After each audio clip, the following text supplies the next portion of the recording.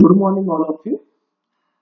आज अपन जो है वो बीसीए थर्ड ईयर के सिस्टम एनालिसिस एंड डिजाइन के पेपर के अंतर्गत एचडीएलसी के फेज में अपन ने सिस्टम डिजाइन का कॉन्सेप्ट यूज में लिया था। उस सिस्टम डिजाइन के अंतर्गत अपन ने जो है identifications of the object, database design कैसे किया जाता है, ईआर डायग्राम कैसे डिफाइन किया जाता है, उसके बारे में पढ़ा था। उसी सिस्टम डिजाइन के फेज में आज अपन जो है डेटा फ्लो डायग्राम का कॉन्सेप्ट यहाँ पर समझते हैं कि डेटा फ्लो डायग्राम्स क्या होता है और डेटा फ्लो डायग्राम्स का बेसिक इंट्रोडक्शंस क्या है।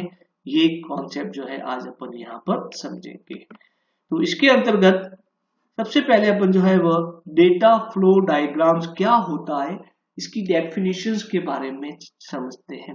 डेटा फ्लो डायग्राम, इसको अपन DFDB कहते हैं।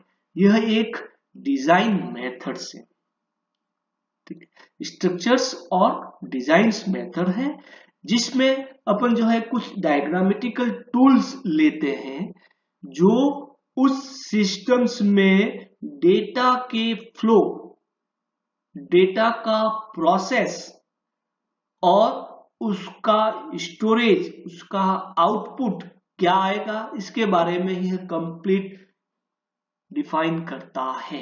यह एक मॉडल्स है जो एक डायग्रामेटिकल टूल्स का यूज लेते हुए डेटा के इनपुट, फिर उसके प्रोसेस और उसका आउटपुट किस फॉर्म में आता है, ठीक है।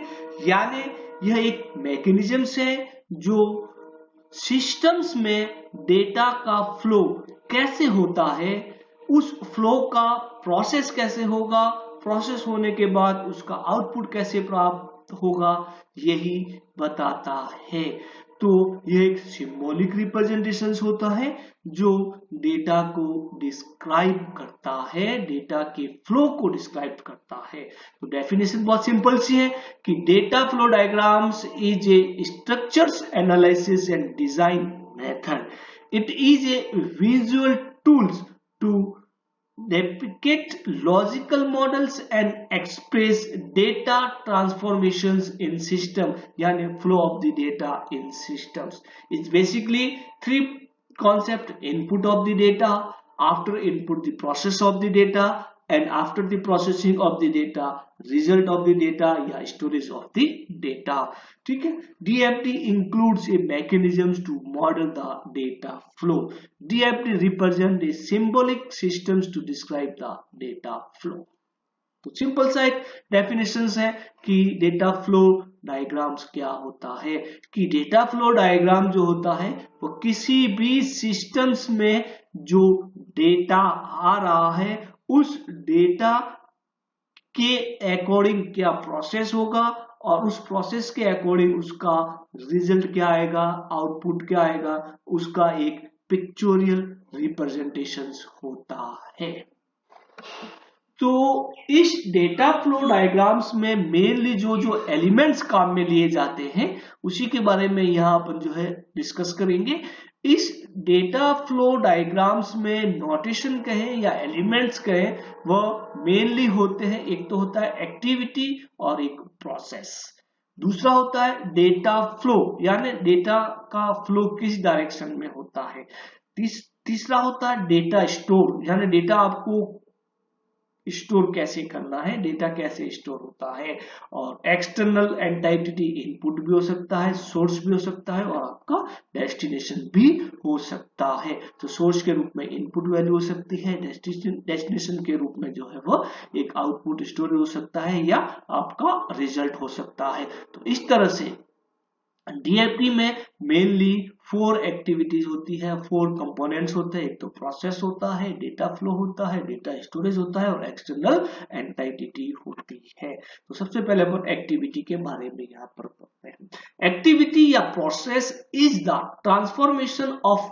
डेटा, यानी जब आप डेटा इनपुट करते हैं, इनपुट करने के बाद उसका जो प्रोसेस होगा, ठीक, दैट इज द एक्टिविटी, ठीक है। जैसे मैंने एक स्टूडेंट्स का मार्क्स मैंने एंटर किया, तो मार्क्स एंटर करने के बाद उसका रिजल्ट जनरेट करना है। तो रिजल्ट जनरेट करने के लिए मुझे उसका परसेंटेज कैलकुलेट करना पड़ेगा, उसकी ग्रेड कैलकुलेट करनी पड़ेगी, उसकी रैंक मुझे कैलकुलेट करनी पड़ेगी। तो परसेंटेज है, ग्रेड है, रैंक है, that is the process of the data. तो वह प्रोसेस ऑफ द डेटा होता है या एक्टिविटी ऑफ द डेटा होता है। तो डेटा फ्लो डायग्राम्स में किसी भी एक्टिविटी या प्रोसेस को जो है दो सिंबलिक नोटेशन से रिप्रेजेंटेशन किया जाता है।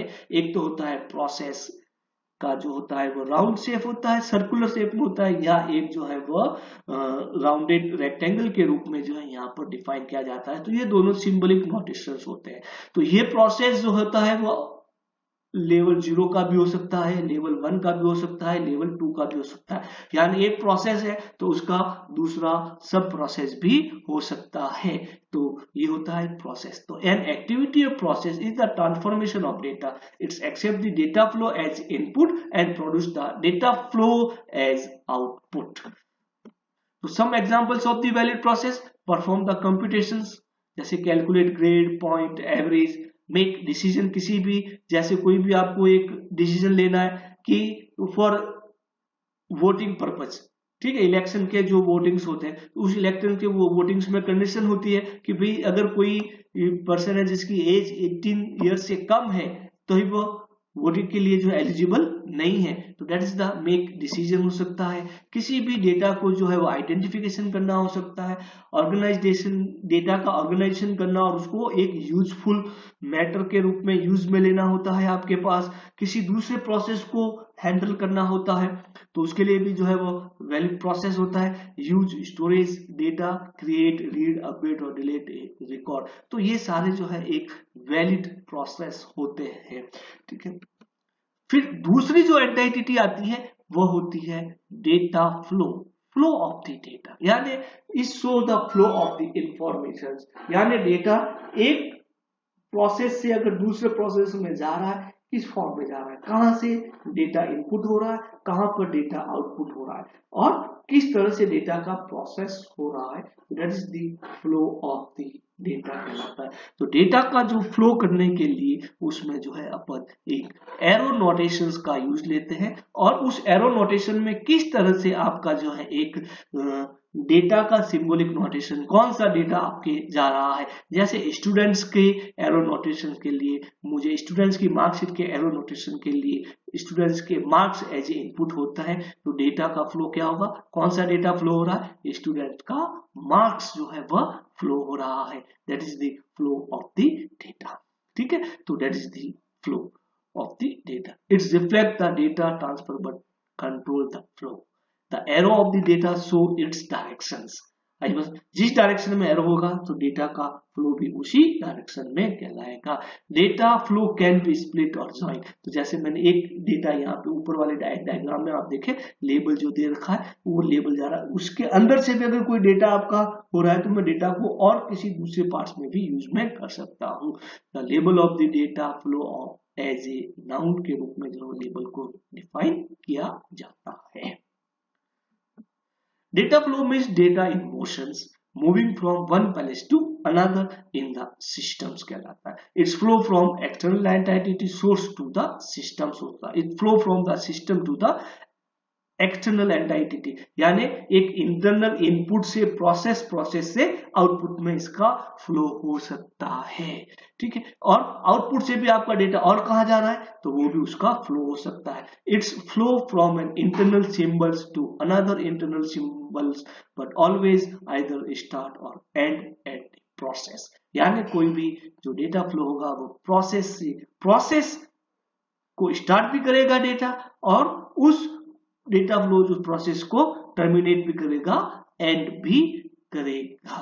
तो ये था आपके पास दूसरा जो डीएफडी का मेन जो कंपोनेंट था वह था डेटा फ्लो, ठीक है। यानी डेटा का सोर्स से डेस्टिनेशन की तरफ, यानी इनपुट से आउटपुट की तरफ डेटा का जो फ्लो होता है वह किस तरह से होता है। और main data flow it's control the flow of the data. Data का जो फ्लो होता है उसको भी वह जो है वो कंट्रोल करता है। तो नेक्स्ट दो जो एंटिटी है वह पर नेक्स्ट